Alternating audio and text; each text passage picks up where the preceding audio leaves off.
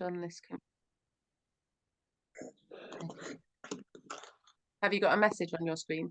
Yeah, it says recorded. I've got a little thing up here. Yeah. Okay, so hello, my name is Jenny Luscombe, and this is my friend Dan. Yeah. So I'm a alternative therapist. I'm an EFT practitioner, an emotion code practitioner, and a quantum healer. And me and Dan have decided to make a few videos about spiritual awakening and how we got there, which was through EFT tapping. So we're going to keep it pretty broad. What I want people to learn from this video is all around like the idea of, well, I mean, a lot of people call it finding yourself, and many people sort of misunderstand what that means, really. So when we're doing EFT tapping, it's actually quite powerful trauma work, but in a very gentle way, which doesn't kind of sound like that could possibly work. But what we're actually doing when we do that is we're going into the subconscious mind and we're finding aspects of ourselves from childhood and from traumatic times in our adult life, where we are kind of excavating those things that happen to us so that we can release the trauma that is blocking us in our current circumstances. So when we do this, we allow the energy of our body to move and we become more authentic and true to who we actually are. So at the moment in the world, there's a lot of chaos, and a lot of the relationships that I can see around me, including my own, there's a lot of people trying to own other people, trying to get other people to be a certain way for them, instead of allowing people to just be who they are in the world. So what me and Dan have both discovered is that since we've been working on our trauma, we have felt enabled to be stronger as human beings, and we no longer give our power away. So giving our power away looks a little bit like people pleasing. So saying yes when we mean no is an example of that. So I've been on this journey about 10 years, probably a little bit longer than that, and I found that I was having very profound shifts of consciousness as a result of discovering tapping. And it was a self-guided journey, and I was quite shocked that I didn't have to see a therapist. And I was seeing a therapist at first, and actually it was her that pointed me in the direction of this. So now I'm doing that for my clients, because I don't want my clients to come and give me money to see me forever for me to help them, because I believe very strongly that the power is within all of us to do this. And I don't believe in becoming dependent on the systems. I don't believe in becoming dependent on anyone, because we don't need to. I believe in interdependence and community, where everybody is enjoying the people around them who are all in their own excellence in an ideal world, which never happens. But I don't believe in codependence, and I don't believe in depending on other people to their detriment and to your own. So I'm going to let Dan say a few words about what his experiences have been. Dan is actually ex-military veteran, and he has EFT is quite a big thing in that community, actually, and it's been found to be one of the only things that works for PTSD. And Dan is spreading the word about that and is having some success, not only from his skills that he's learned and the effects that it's had on him and his own issues, but from his enthusiasm about it. So over to you, Dan. Hi everyone, I'm Dan. Yeah, I'm ex-military, and I've got a boatload of psychological stuff, PTSD, anger issues, you name it, I've had it. I was bipolar, I was this, I was that. So, and it's all been my own doing. It's my way of thinking. It's the way I've spoken to myself over the years. It's the way I hated myself. I thought I was no good and all that. And that's linked in with trauma a little bit. So the reason how I got on this journey is I've tried head shrinkers, I've tried psychology, CBT, all the mainstream stuff. And none of it really worked. None of it worked because I was either on drugs or booze at the time, and I've got clean. I'm clean 4 years now, give or take, and I was still getting fed up with stuff not working. And me and my friend, we're both in the military at the same time, but not with each other. We met on a course for ex-military. You go to this place for 6 weeks and you get intensive therapy. There's courses and anger management, all that sort of stuff. Anyway, forward the story on a little bit. I met up with my friend a year or two later, and I was like, "Wow, man, what have you been doing?" And he used to like phone me up all the time, and I used to sort of look after him. And then when I met him at this place we were staying, I was like, "Wow, what you been doing?" And he said, "Well, I'm working with this lady doing EFT." And I was like, "EFT and these emotional freedom techniques." And do you know what? I went, "That's gonna work for me. I know it is." I sat on the phone in Jenny for about 4 months because I don't deserve to get well, and for whatever reason, being scared of phoning up, scared of being, that it wouldn't work for me, or that, just, well, I didn't know how to ask for help. Basically, that's the bottom line. Anyway, spoke to Jenny, and she made me feel so comfy.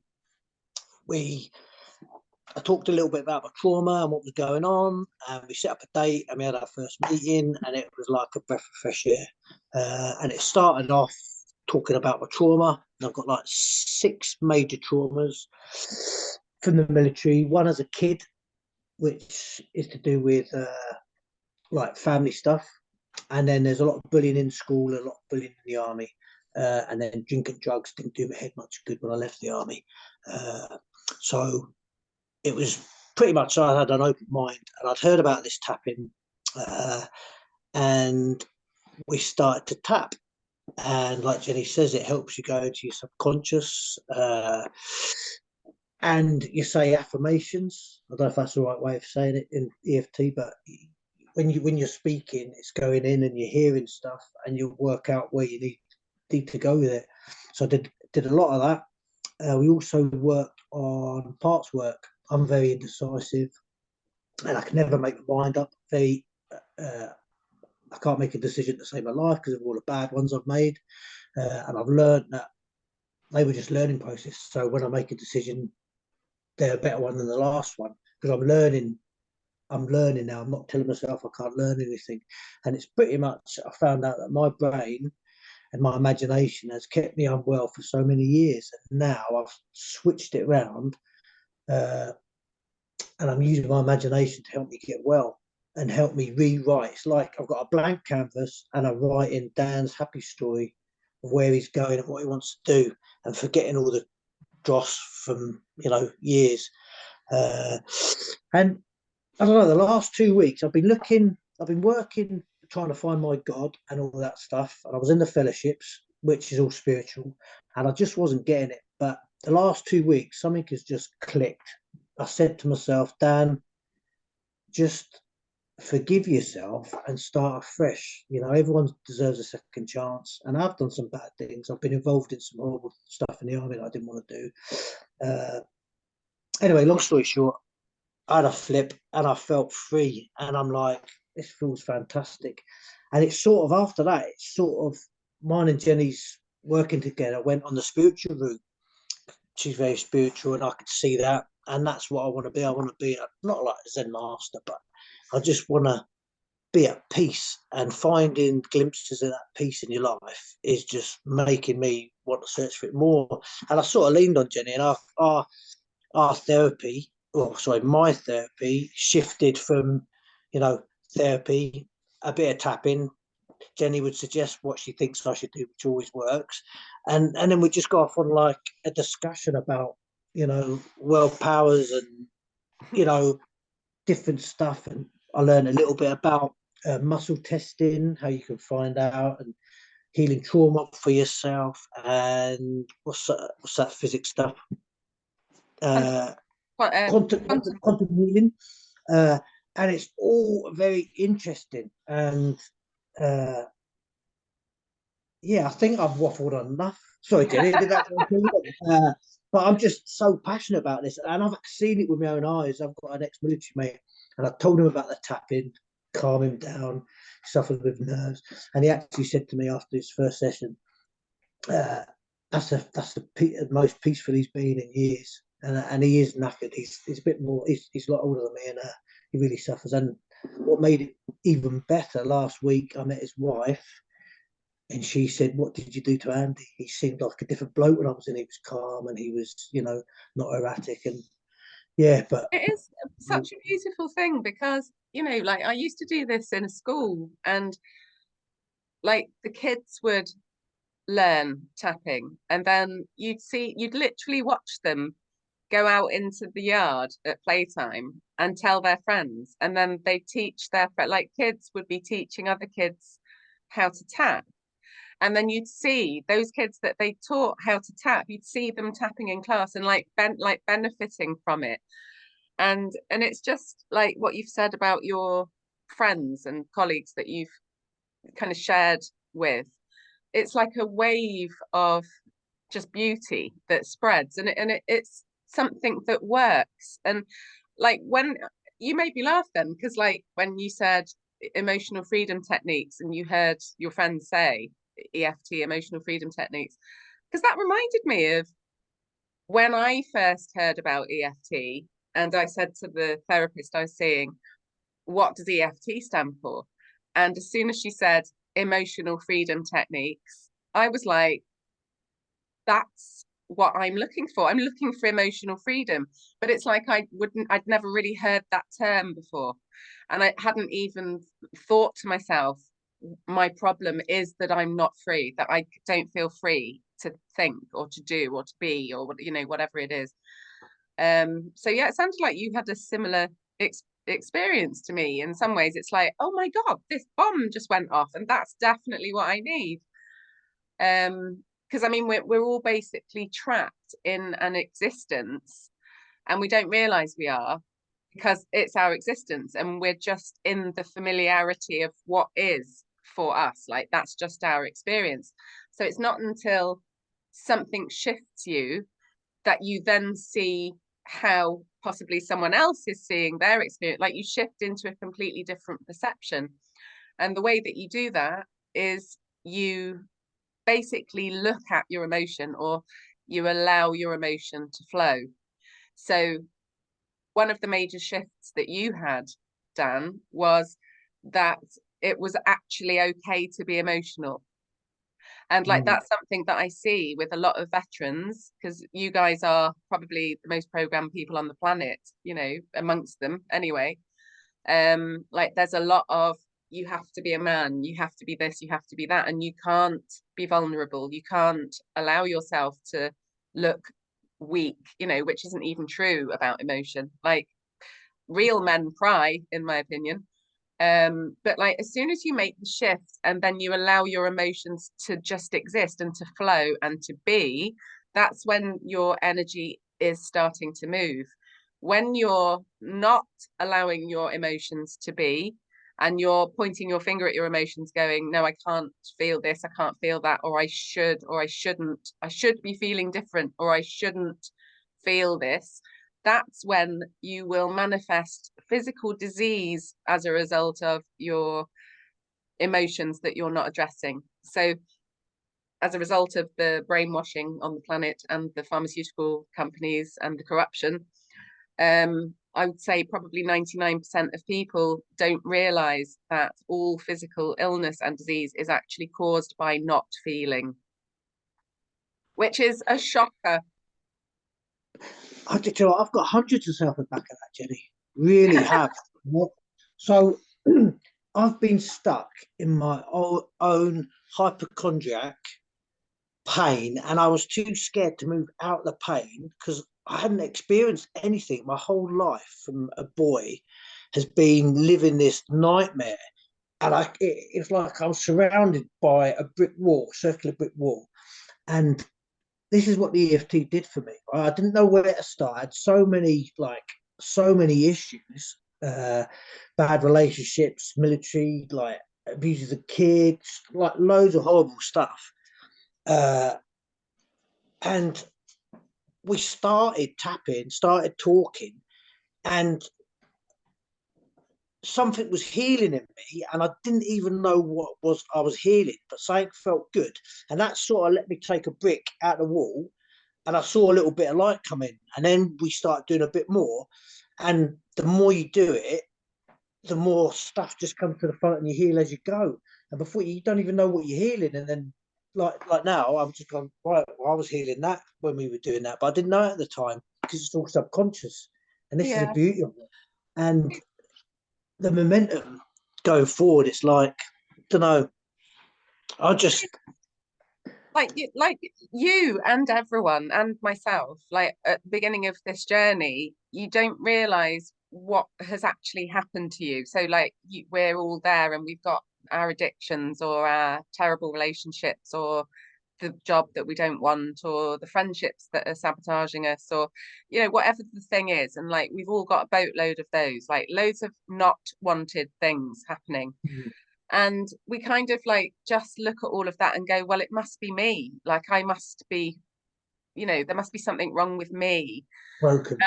And that's actually the first hurdle that you need to try and get to, because what's actually happened there and the reason for it is, I mean, we're making ourselves the bad guy, because when we're small children and we're looking up at our mum and dad, they're like gods to us. And like, everyone's parents are just doing the best they can. But like, obviously, everyone makes mistakes. So parents will make mistakes. Sometimes parents will make many of them. But when you're a small child and your parents are making mistakes, like they're abusing you in some way emotionally, or they're doing something to shut you down, and they don't realize how much harm they're doing, and they don't mean it. They're only being and doing what their parents did to them. But when you're a child, it isn't safe for you to look at your mum and dad and go, they're wrong, or they're bad, or they shouldn't be doing that, or that's damaging me. Like that just doesn't happen, because a child would not be safe in the world, and the world wouldn't make sense if they saw their mum and dad as wrong and bad. So when mum and dad are being wrong and bad and they are screwing up their kids, what the kid will do is take what's going on and put it inside, and then there becomes this inner critic. And actually, there's no such thing as an inner critic, because all the parts of you love you, but it's someone else's voice that you've internalized. So we decide as small children, so because they're treating me like this must mean that I'm not good enough. This must mean that I'm wrong and bad. So when you were like, in all of your mess of everything that was going wrong, you weren't allowing yourself to connect with yourself, because you thought you were the bad guy. You were like pointing your finger at yourself, blaming yourself for everything that had gone wrong. And maybe other people were blaming you because maybe what you were being like was affecting them.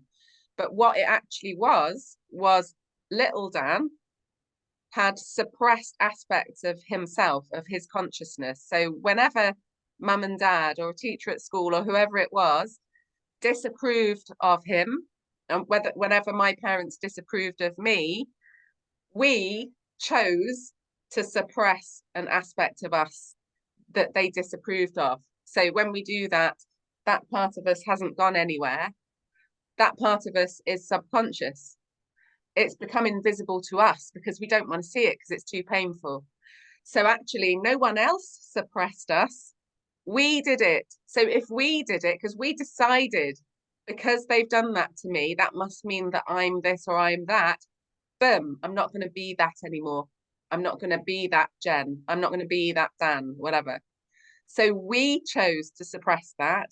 So that means we can go back to that part of us, look and sense and feel and acknowledge and learn and understand and accept and like resolve what is there that is unresolved, because there's unresolved stuff there that, unless we go back and look at it, we're all going to be wandering around in our 70s with the same aspect of us suppressed, causing us chaos in that life. So we might as well go back and excavate our subconscious mind, because life just gets better and better and better the more you do it. And the less your body is screaming at you, there's something wrong here, there's something wrong there, or whatever. But yeah, I think it's beautiful that no one did it to us in some ways. Like, we did it to ourselves as a result of what was going on around us.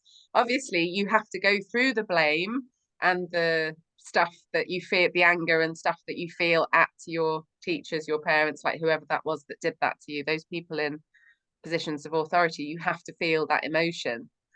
But really, they didn't mean to do it. It happened to them. A lot of my core beliefs and the way I think about myself and the agreements I've got with myself, you know, like I like this and I like doing that and I don't like this. That was imprinted in me from a kid through school, through the military. And this process, just I've got this off the back of what you were saying there, Jenny, about going back and digging it up and excavating it. So doing this process, you start to lose a bad attachment you've got, or no, a bad agreement you've got with yourself. So you lose one, and that frees you up to look at something else, and then you lose another one. Like, I always thought I was no good. I can't read. I can't write. I'm not articulate. I had speech therapy lessons when I was a kid, and I had my first girlfriend was Sarah Farmery, and everyone took the mickey out because I couldn't say my R's, and it was Sarah Farmer we, and they used to take the mickey and criticise me. I'm going off track now, but what I'm trying to say is that was a belief. I can't talk. I'm not articulate. I'd never come on a meeting and talk to, you know, whoever's going to listen to this, be able to interact with Jenny, because I'm so in my, and this whole process has just, it's like the Bionic Man, bit by bit, and built me up. You know, I've built me up with the help of Jenny, guiding me, and you know, giving me nice suggestions, and it's just wonderful. It is. It's I like, mean, like, it's so, I'm glad that you said that about getting to belief. authenticity. When I lose the shit that's not really me, I'm getting to be me. Like, I can freely talk about, you know, my sexuality now, and that I'm not scared of what I feel. And it's like, that was unheard of. I was like, I grew up in the 70s, 80s, and the military, and I saw people get, oh, it's horrific. And do you know what? It's okay. I'm married to my wife, and that's cool. But these feelings, you suppress them, and it just gives you pain in your body.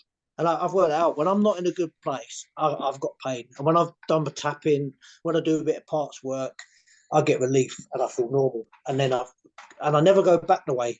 You know, my thinking might not be as good some days, but I always feel, you know, I generally feel a lot healthier. And I'm sort of, because I've got that addictive personality, I love it. I want more. I want to learn. And this is self-seeking, by the way. When I see somebody's face when I've helped them, just not even doing it properly, just playing at it, it's fucking amazing, Buzz, to see someone actually get it and realize that, hey, this thing, that EFT, which, like you said at the start, emotional freedom techniques, you can miss what it actually is in that title until you've done a bit. Then you really know. It's just, it frees you up. That's what it is. And it's, oh, I It's don't know.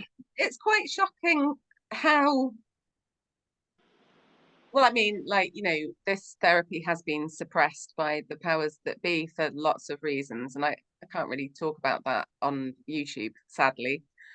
Um, but I mean, basically, it's still unbelievable to me. Like, even though I've been in this world doing this for like probably about 11 years now, um, it's still unbelievable to me that people are stuck in the problems that they're in, because it's like, you don't have to choose that. Like, we think that we do have to choose helplessness and dependency on benefits, and it just isn't necessary. Like, it's just not necessary. And like, people do have like big blockers to getting on the healing path, because it's obviously there's fear there, and that fear needs to be cared for and looked at, and it isn't wrong to be afraid, but obviously it's a huge barrier to people. But like, this information hasn't been widely available at all, even though it's been around since the 90s, and like there's loads of other therapies that do the same thing, you know. And this kind of energy work's been around since forever. And it's so frustrating when you're in this work and you feel the power of it because you took the deep dive, but you are surrounded by people who see that you're doing something. They don't fully understand it. They sometimes make you the bad guy because you're doing it, because they, you know, quite often people will say, what, you're charging money people for that, and charging people money for that. Or a lot of people have beliefs about, like, if you have special healing gifts or whatever, you're supposed to give them away for free. So there's that. And then there's also people who just have such ingrained limiting beliefs about themselves and the world that they can't see that there's an alternative because they're stuck in negative thinking. It's like, that, what, no, none of it makes sense. But like, I'm glad that you brought up about limiting beliefs, because I myself, like, have had a boatload. I think I got them all.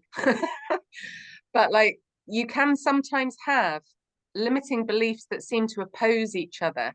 And this is why I love parts work. And this is why I think parts work is the answer to pretty much everything.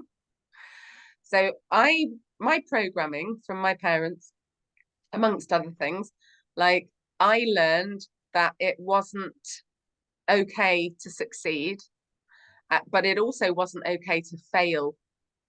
So I wasn't allowed to succeed because that's not what our family does. And like, because it was Catholic, it was like, you have to be in pain, you have to suffer, you have to put up with all the shit that you have in your life because God wants you to, or some bullshit. So I wasn't allowed to succeed because suffering was virtuous and pain was virtuous, right? So there's that. I wasn't allowed to succeed, so I was doomed. But I wasn't allowed to fail either, because I had to be a certain way. I had to be this, or I had to be that in the world. Like, I wasn't allowed to get it right, but I wasn't allowed to get it wrong. So what that looks like is basically a straitjacket. So energetically in the world, you just become frozen. You have freeze mode. It's like, it reminds me of, you know, when you open your presents at Christmas and there's a toy or an electronic gadget or something, and it's like cable tied to a box, and it's like you can't even get it out with a pair of scissors. That is kind of like, because you literally weren't allowed to move, you weren't allowed to express, you weren't allowed to experience joy, you weren't allowed to complain either. So it's kind of like, if you have beliefs that you've been given from, you know, birth to 7 years old, and you're carrying those around in the cells of your body, you are going to manifest some really difficult times in your life, because you can't take action. You can't take action because you're afraid you're going to fail, but you can't take action because you're afraid you're going to succeed. So it's I've had a particularly difficult path with my limiting beliefs, but I think I've heard them all now. Do you know what I mean? I don't think that there are many that I haven't had myself. And I do still have many, because, you know, that, like, some people think that there's an end to all this healing, and actually there isn't. Some new ones have just popped up for me, actually. Right. You said limiting of joy, right? So I wasn't allowed to say, if we were getting a new dog, I wasn't allowed to tell anyone, just in case we never got it in the end. When we were getting a new car, I wasn't allowed to tell anyone that we get a new car in case we never got it and we look funny. If we're getting a new house, you're not allowed to tell anyone. I wasn't allowed to, I wasn't allowed to moan if we could, oh, you have a lovely life. So it's like all the limiting beliefs were taught in a really subtle way, you know, and that stopped me from speaking. So, like, we had trouble at one particular school with a teacher, and we should have just gone up to the nearest teacher and told him about this bloke. But I was always told that it's wrong to snitch and you're not allowed to speak to adults. And I had such a high regard of adults because of how I was brought up. My dad was quite quite a little Hitler, if I'm allowed to say that. And, he used to stand at the front door. If our nails were dirty, we'd get them cleaned or cut. And, if we got dirty, we'd get slapped. And it was like, all, what's the word? There were so many disciplines that we had to do. We weren't allowed to be kids. It And when we sounds did, quite, it's interesting then, because it sounds quite military. I wonder if like you had that kind of institutionalized like military energy when you were a kid, that like almost you needed to attract that in your life in order to resolve that lack of freedom. but when I get it, I don't want it. When I get that military sort of person, it's like, no, like my dad definitely was. His dad was like high up in the German army, and he was really strict with my dad. In fact, he was brutal to my dad. He used to have to sit at the table with newspapers under his arms to keep his elbows in. Wasn't allowed to make any noises or eat. Yeah, oh, it's terrible. But Yeah, yeah, I had one of my parents was particularly military. I mean, I have referred to her as the Gestapo. But it's not easy to process that level of intensity. And many people on this planet just still go, what, really, everything's to do with my mum and dad, really? And it sounds like it's such a cliche, but it's true, because it's your template. It's your template for life. And I mean, basically, from birth to 7 years old is when your subconscious mind is becoming a thing. Do you know what I mean? It's like everything that happened birth to seven is an imprint, whether you like it or not. And if anyone says, oh, I haven't got issues with my mum and dad, you can almost guarantee that they have. And like I was in denial for most of my life, for like up until I was about 35.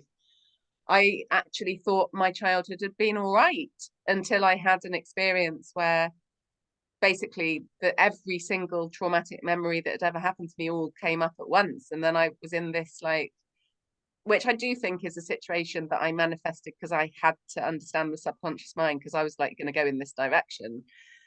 So I needed to be flooded with all of that stuff, because obviously I was having some sort of awakening experience. I can't remember where I was going with that. I'm chasing a squirrel. But it's not an easy journey for sure. Um, I mean, I had somebody approach me recently. A client was making an inquiry, and they were starting to wake up and understanding that there was something that they needed to do, and they were not sure if they needed to heal or not. And they kind of felt like if they did need to heal, they wanted to know what that would entail. So I had like a few discussions with him on the phone, and he was quite open, and he was getting like a few different opinions from a few different types of therapists and stuff, which is great. And he just found the idea of everything that he's currently experiencing in his life. So whatever the thing is, the relationship thing or whatever, like he's like, so you're seriously saying that what's happening in this relationship with this person is something to do with an unresolved issue when I was 10 or when I was 5 or whatever it is. And he couldn't, even though he was like very awake and aware in some ways, he couldn't grasp that. And like he almost found it ridiculous. And I kind of get that. Like I get that perspective because I've been there and I know what that's like to believe that. But as soon as you start to do this work and then you make the connections, like and Dan will know this, like when you're in an EFT session and you're working on this thing that happened with my friend, or this thing, that's happened at work or with my wife or whatever it is, when you go through the processes and then you go into the archive of your body and you look at the emotion of that situation in your body, and then you ask your mind, give me the exact memory that I need to go to, which one of these Dans, which one of these Jens is it that I need to see to help me pull the plug out of what's going on here. And then your mind just goes boom, and then you look at the memory and then you look at the current circumstances, and it's the same thing. It's the same thing but different bodies. It's like the same thing. It's exactly the same. It's like a mirror. And that's why it's happening. So whatever's happening in our existence that is dysfunctional, or even whatever's happening that isn't dysfunctional, whatever's happening that's working, is in some ways a reflection of something that sort of happened early on. It's a That's so minefield. fun. I love looking at, I can see work colleagues now, and if they've got a particular issue, I'll go to them, see your mum. Does she do this a lot, or does she do that, or does your dad do? And they go, yeah, how do you know that? He used to do that. So, well, do you know what? And when you work it out for yourself with a bit of loving care and help of Jen, right? Once you've done it once, it's like you're automatically looking for something else, and it just keeps coming up. And it's like one of my limited beliefs. I always thought I had a eating disorder, right? Now my mum used to put butter on bread and just gorge on chocolates and stuff like that. And I used to do it to help my anxiety levels. I used to think it did. Now, anxiety for me, as I said at the start, I've just realised that it's just fear. I never realised I was living in a world of fear, right?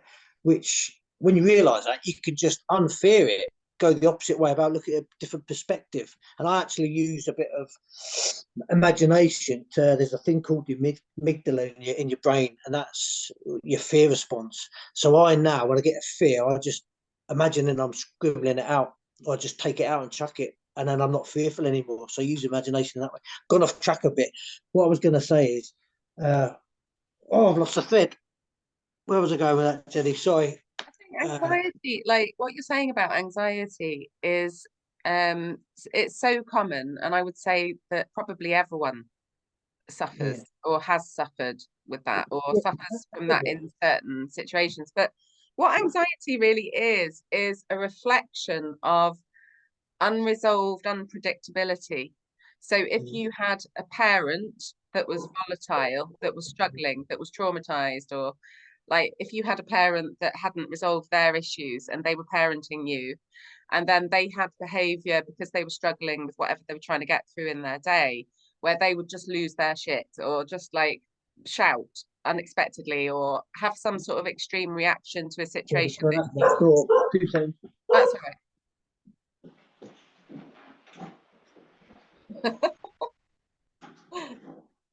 Don't you just love Zoom? What? That's see that. Yeah, for me, anxiety. I always, yeah, I've got anxiety about this. I've got anxiety going to shops. I've got anxiety about making decisions. I've got anxiety, and then it sort of it all shifted because I got rid of that. I've believed I felt that way all my life, and I couldn't feel, and now I know it's nonsense. I sort of test myself, and I don't test myself like I did years ago. Go into it like massively, like going to a real crowded place. I do it gently, and then once I've combated that, I go the next level. And it's just seeing these little things. You can change the actual way you think about yourself, and I that's think what we've done. the thing that you're doing now that you weren't doing is that you're just allowing the emotion to be there.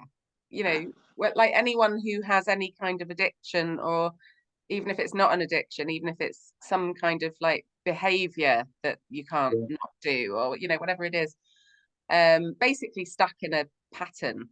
OCD, you name it. Yeah, even OCD, like trying to control, or like procrastinate, like trying to get to something. um like all of that is basically like a part of you wants to go in this direction and a part of you wants to go in that direction. And it's like the trick is, well, actually both of those parts of you are valid.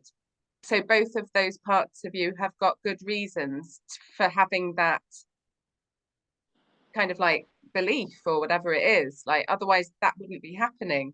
But like a human who is ultimately healthy, that is decisive and able to choose and be autonomous and free and be in the world and go, right, I want to go this way and this is what's best for me and I'm choosing this 100%.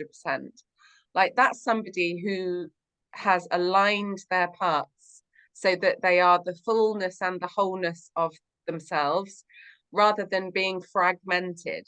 So when we pushed the stuff down, like I was describing earlier, the little Dan and the little Jen went, oh, that's not acceptable. That's not acceptable. That's not acceptable. Like, that's us fragmenting our consciousness. So of course we're going to have a 5-year-old version over here going, I believe this, I believe this. And then another version of us over here, I believe this. So this is why so many things happen. This is why people say, I feel so torn. I feel torn. Part of me wants to do this project and be successful, but the other part of me wants to stay in bed and eat crisps or whatever.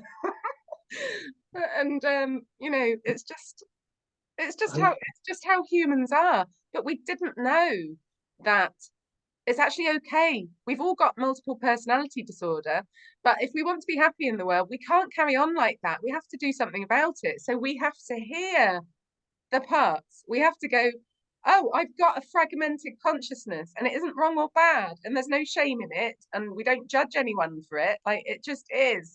And we're all that way. So we need to listen to this part over here, listen to this part over here. I wonder where this part came from. I wonder when this part first developed or whatever. And then once we do that, then that part is heard and loved and understood and sensed. And then, hey presto, that part doesn't need to really exist outside of you anymore. You can bring that part in. And then that part doesn't need to exist outside of you anymore. And then you don't actually have like an internal conflict or an internal opposition, because you've integrated the parts. And it's actually really easy to do. And I find it incredibly frustrating that it's just there, it's available. Anyone can learn to do it. A monkey could do it. Well, I don't know whether a monkey. It's not complicated. Do you know what I love?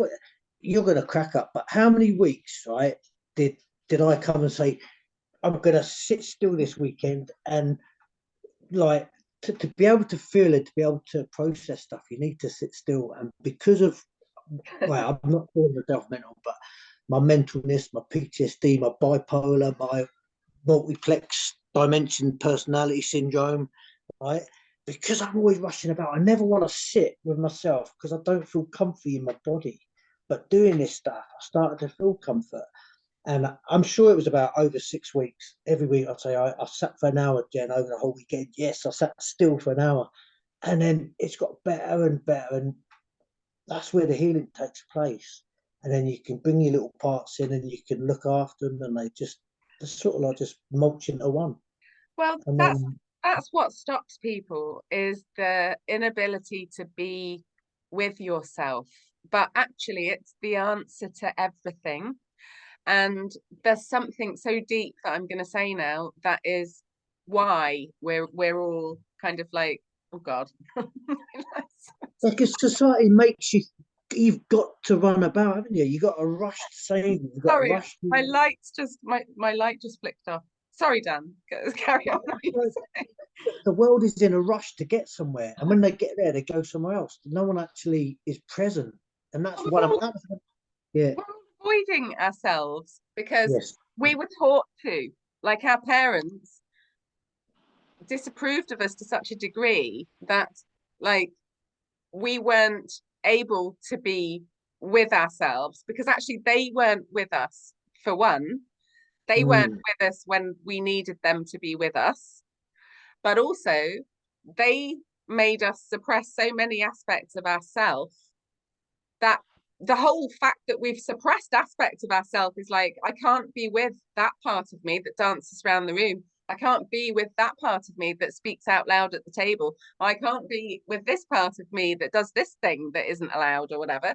So we chose not to be with all the selves that we suppressed. So when we sit down to do the inner work, or like we try to look into ourselves, or we try to get close to like what's going on for us or whatever, of course we're going to be scared, and it makes sense. Like, why wouldn't we be? We suppressed all those aspects of ourselves because it wasn't safe for us to be with ourselves, because no one made us safe to do that. So the first thing you have to do is get safe about doing that. So you have to look at the fear. So you just have to be with the aspect of you that is afraid to look. And like, you know, a friend of mine who, like, when I first started to use EFT, she helped me with some case studies and stuff. Like, she was a volunteer for me, and she took to EFT like really well, but she could only go so far because she hit this wall, which kind of had the voice saying something along the lines of like, if I go any further, I will start to unravel the fabric of my own existence. And like, she's not wrong. Because since I've been doing this, I have unraveled the fabric of my own existence, and it's caused me to lose a lot of people, like a lot. Because the Jen that they knew and grew up with isn't the Jen that now exists, because I've excavated so much of my consciousness. And like, obviously, there's still more to do, and there probably always will be. But I used to be like that. That's the only one that they're familiar with. So now that I'm not like that, they can no longer accept me as me, which is kind of fair enough because I'm not me anymore. Do you know what I mean? It's like, for example, the man that I married that I'm no longer with, like when I married him, I was the Jen that he knew. But now I'm not the Jen that he knew because I've done all of this different work and I've found all these aspects of me that actually I know I want that to be a part of me now. Do you know what I mean? Or I should never have suppressed this aspect of me at all. Like I was mistaken. Like it is okay to spin round and round and to be joyful, actually, or whatever the thing was. So it makes sense that when you do this work, you can start to really quite radically change your life. But I mean, that's why most people do it, because they needed to. And like when I set off on this journey, I was in a relationship wasn't serving me, and in a job that wasn't serving me, and had people around me that weren't serving me. And it hurt, and my body was shouting at me, my emotions were shouting at me, and I had to take the journey in order to survive. So it was a choice, but I don't know, a lot of people won't do the journey because they'd rather stick in the familiar chaos that they're in, which makes sense, you know. And I had a client just today who was afraid. She was almost like, even though the situation she was in was a terrible situation, she knew it because it was familiar, because she'd had that for a long time. And stepping out of that familiar chaos for her was quite frightening, because even though she knew where she was going to go to as a healed version of herself was going to ultimately be better, it frightened her because her identity was tied up in this familiar chaos. I know what to do, I know what to say in this chaotic situation. Me as a different person over here doesn't know what to do or say in the healed aspects. So it's kind of like not changing into a different person, it's changing into the person that you are, because we're all walking around now as the person that we aren't, which most people don't know. Yeah. So you like lose layers of yourself that you used to just pretend to be something you're not, this character in this big play or movie, and then once you get a layer off, something else comes up which you can keep because it's good and you like it and you feel comfortable. And the more you do that, when you get a taste of that, it's like the kid in a sweet shop, isn't it? You want more of it. Yeah, yeah, yeah. Like the Dan that was in different behaviors and different, you know, relationships and a different life. Like when people look at you now, you're not the same Dan. Like you might look the same or whatever, but now you're more Dan than you ever have been. Mm. And even before that, like what everybody knew as Dan wasn't actually Dan. So for me, like all the friends and family that I've lost over the years because they don't understand me and they think I'm mad and they don't like what I'm doing, or they don't like who I've become because they preferred the traumatized version of me. It's like, well, you know, the traumatized version of me wasn't much fun, but you know, the version of me that is actually me feels better. So I'm going to be the actual version of me instead of the traumatized version of me, because that's my choice. And that's what I'm going to do. Like, that choice is not an easy choice to make, but I actually feel it's an inevitable choice that everybody has to make at some point. It's just how much suffering do you have to go through? Like, it's like, how much suffering can I accept or put up with, you know, to keep the traumatized version of me going to please other people. It's crazy, like, it's nuts. It's kind of a hard thing to explain as well. I don't know, do you think we're making sense, Dan? I think, yeah, I think there's going to be so much that people are going to get out of different bits and pieces. Yeah, something will just resonate, and then you can work on that and go somewhere else. It's like, that's why it's so good. 'Cause it's like loads of genres. I can't even say that word. Loads of stuff all in one, and whatever you get attached to or shines for you, you get it, don't you? I'm still laughing about, like, my cat walked past and I put my hand down to stop her kicking my tea over. And she turned the light that I've got here, she turned the light onto the disco version. Did you see that? Yeah. I don't I'm even know laughing because I think my wife might have heard some of the conversations about us, me doing well. I'm sometimes maybe not as good as I make out, but I don't know. I'm feeling better inside. That's amazing. Yeah, no, that's brilliant. I can hear my daughter. I think my daughter's getting back. So, yeah, thank you for your time, Dan. It's like always so lovely talking to you. And I love hearing about the impact that you're having on your community and, spreading those skills and all that information that you've learned and enabling other people to, like, help themselves and heal themselves. You Absolutely know, perfect. you know what the beautiful thing is? See if I'm trying to help someone doing it, I'm helping myself at the same time without even knowing it. Well, That's why I buzz. that's It, that's it. yeah. I've got some victims later, by the way. I'm going to go over to my friends later, and I'm right. As my wife's struggling at the moment, and I know for a fact I'm going to get her to do a bit of tapping, and that will lower cortisol levels, and she'll feel calm, and she'll go, "What have you done, Dad?" And I'll be a little bit of a hero, but who knows? And I'll try Well, I to mean, be. it's a beautiful thing. And, you know, all of this stuff, it's like you're planting a seed. And, like, I've learned from experience that you cannot go towards people and try to help and expect them to be grateful, because they don't want you to be grateful, because the implication is you're pointing at them going, there's something wrong with you, you need to change that. And that is hideous. And, like, when someone does that to me, I hate it. Do you know what I mean? And I know that I was doing that to people at some I points. hate it, and that's a like very nice warning, isn't it? Like, yeah, that the bloke at the bus stop that looked stressed, he didn't really like it. The other, no, I didn't really do that.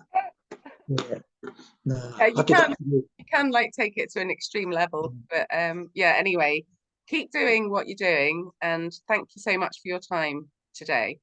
And we'll get together and we'll have another chat about all of this, like, another time. Okay. Right, Ricky, thanks Thank a lot. you. Catch you later. Bye Take bye. care. Bye.